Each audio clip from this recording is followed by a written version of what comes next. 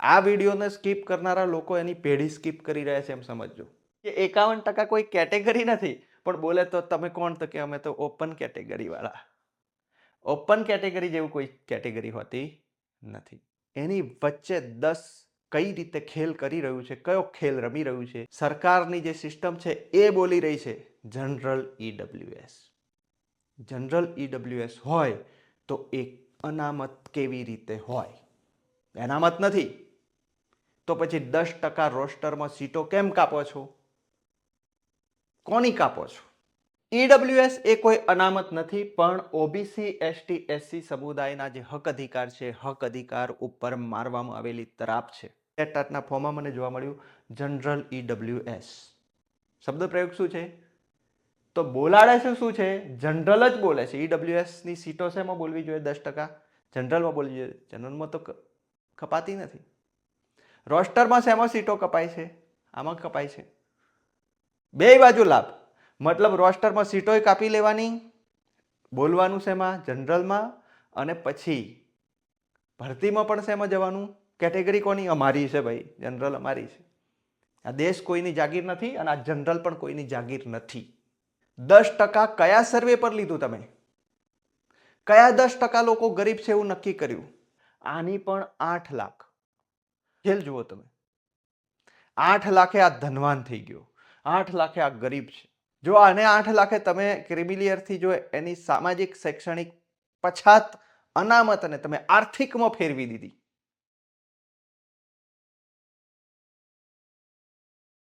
EWS એ કોઈ અનામત નથી, પણ ઓબીસી એસટી એસસી સમુદાયના જે હક અધિકાર છે, હક અધિકાર ઉપર મારવામાં આવેલી તરાપ છે. આ વાત આજે આ વિડીયોમાં સાબિતી સાથે, પુરાવા સાથે હું તમને બતાવીશ, અને હું એ સમજાવવાની કોશિશ કરીશ કે તમે હજી જો ના જાગ્યા તો આવનારી જે તમારી પેઢીઓ છે એને બહુ નુકસાન થવાનું છે. અત્યાર સુધી તો તમને નુકસાન થઈ જ રહ્યું છે, અને એ સમજાવવા માટે આપણી જે YouTube channel the trial time YouTube channel પર મેં ઘણા વિડીયો પણ કર્યા, ત્યારે ઘણી બધી કોમેન્ટો આ પક્ષથી આવી.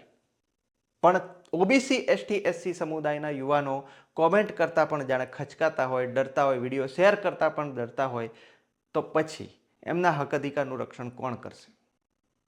એટલે એ પણ સવાલ છે મિત્રો કે ઓબીસી એસટી એસસી છે એ બોલતા પણ ખચકાઈ રહ્યો છે, એમનું લૂંટાઈ રહ્યું છે, પણ એમને ખબર નથી કે કઈ રીતે એમનું બધું લૂંટાઈ રહ્યું છે.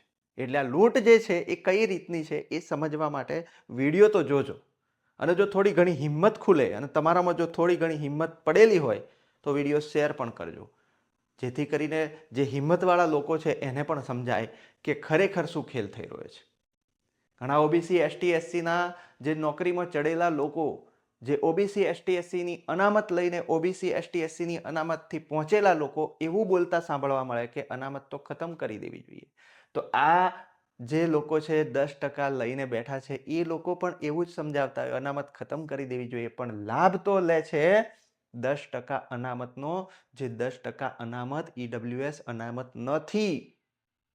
એટલે તમને બધાને એમ ધ્રાસકો પડશે કે અરે કેવી વાત કરો છો, પણ હું નથી કહેતો આ વાત, હું નથી કહેતો આ વાત. એક જાહેરાત જે આવી છે ટેટ-ટાટની, એનું જે ફોર્મ છે એ કહી રહ્યું છે.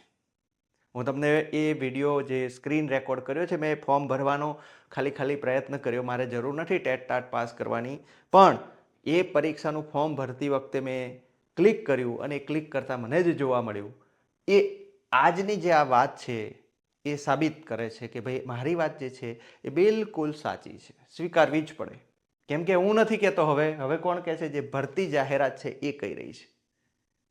તો ખેલ શું છે મિત્રો એ સમજીએ કે ઓબીસીની જે વસ્તી છે 54% જેટલી છે, એવો અંદાજ છે, વસ્તી ગણતરી થશે તો આંકડો આપણને મળી જશે, પણ એને 27% આપ્યું છે, એસટીને 15%, એસસીને 7%. ટોટલ અનામત થતી હતી આપણી કેટલી? 49%. કેમ 49 અટકાવી દીધા?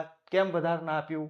તો કહેશે કે જનરલ જે છે એ અનામતમાં જનરલ જે સીટો છે એ 51 રહેવી જોઈએ, 51% રહેવી જોઈએ, 50%થી વધારે રહેવી જોઈએ. તો ભાઈ કેમ 50%થી વધારે રહેવી જોઈએ? તો કહેશે કે ભાઈ આમાં જે મેરિટ લાવે એ બધા પાછા જનરલમાં જવા જોઈએ ને. જનરલ એટલે બધાનું સહિયારું, જનરલ ખુલ્લું. પણ એને શું બનાવી દીધું? કેટેગરી બનાવી દીધી. અમુક લોકોએ જે એવું ભાવવા ફેલાવ્યો કે ભાઈ વાત ફેલાવી, અને આપણે આ લોકોએ પાછું સ્વીકારી પણ લીધું છે. સમસ્યા કઈ છે કે 51% કોઈ કેટેગરી નથી, પણ બોલે તો તમે કોણ? તો કે અમે તો ઓપન કેટેગરી વાળા. ઓપન કેટેગરી જેવું કોઈ કેટેગરી હોતી નથી. તો ઈડબ્લ્યુએસ એ અનામત લાયા 10%. 10% લાવ્યા તો ભાઈ આપો કોઈ વાંધો નહીં, આ લોકો ઉદારતાથી આપ્યું. પણ ખેલ શું પડ્યો? 51%માં માઇનસ થવું જોઈતું હતું ઈડબ્લ્યુએસ. 51%ને માઇનસ કરીને થાય તો કેટલું થવું જોઈએ? હવે કેટલું હોવું જોઈએ? 41. પણ એવું ના થયું. માઇનસ ક્યાં થાય છે?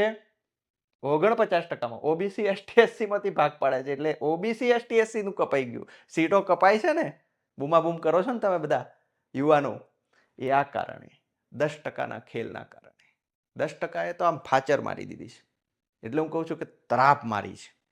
કઈ રીતે તરાપ મારી છે? તો કે જે જાહેરાતમાં હું તમને સ્ક્રીન રેકોર્ડિંગ બતાવીશ, જોઈ શકો તમે.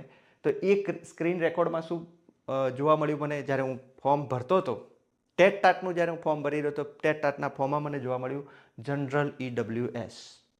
શબ્દ પ્રયોગ શું છે? તો બોલાડે છે શું છે? જનરલ જ બોલે છે. ઈડબ્લ્યુએસની સીટો શેમાં બોલવી જોઈએ? 10%. જનરલમાં બોલવી જોઈએ. જનરલમાં તો કપાતી નથી.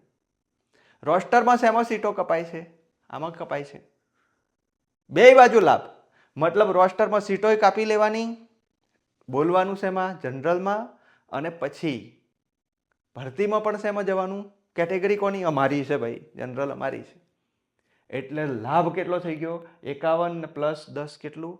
51 પ્લસ 10 કેટલા ટકા લાભ થઈ ગયો એમનો? 61%.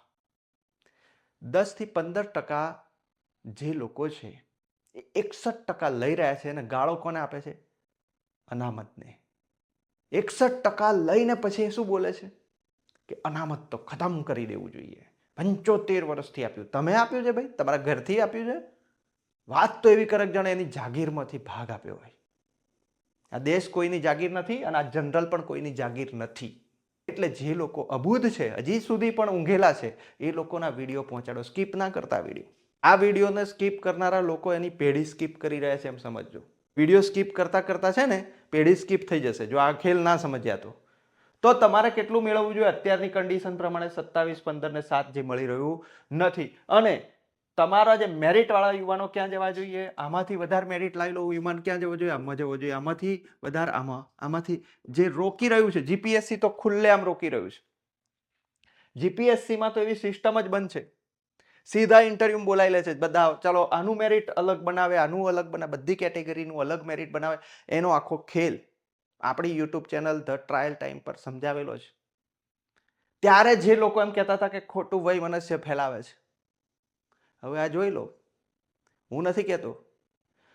જે ફોર્મ ભરવામાં આવી રહ્યું છે, જે સિસ્ટમ સરકારની જે સિસ્ટમ છે એ બોલી રહી છે જનરલ ઈડબ્લ્યુએસ. જનરલ ઈડબ્લ્યુએસ હોય તો એક અનામત કેવી રીતે હોય? અનામત નથી તો પછી 10% રોસ્ટરમાં સીટો કેમ કાપો છો? કોની કાપો છો? આ બધા સવાલો સાથે હવે જો તમે ના જાગ્યા, તમે કીધું ને એમ, તમે 2 ફૂટ જગ્યા માટે સગા ભાઈ જોડે લડો છો. મારા ખેતરમાં દબાણ કર્યું, અહીંયા પેઢીઓ કપાઈ રહી છે તો બોલતાય નથી, 2 કોમેન્ટ પણ કરતા નથી. તમે જોઈ લો મારી channel the trial time YouTube channel પર કોની કોમેન્ટ વધારે આવી છે? આ લોકોની. 10% કયા સર્વે પર લીધું તમે? કયા 10% લોકો ગરીબ છે એવું નક્કી કર્યું? આની 8 ઓબીસીની ક્રિમિલિયરની આવક મર્યાદા 8 લાખ. આની પણ 8 લાખ. ખેલ જુઓ તમે. 8 લાખે આ ધનવાન થઈ ગયો, 8 લાખે આ ગરીબ છે. ખેલ જુઓ તમે. જો આને 8 લાખે તમે ક્રિમિલિયરથી જો એની સામાજિક શૈક્ષણિક પછાત અનામતને તમે આર્થિકમાં ફેરવી દીધી. કેમ કે આ લોકો બોલતા નથી. ઓબીસી ઊંઘતો નથી. ઓબીસી ઊંઘવાનું નાટક કરી રહ્યો છે. એને બહુ ભારે પડી રહ્યું છે. આવનારા સમયમાં બરબાદી જ છે. હજી ઊંઘવાનું જો નાટક કરતા રહ્યા ને તો ખેલ ખતમ. એટલે મિત્રો ફરીથી આ આંકડા જોઈ લો, સમજી લો.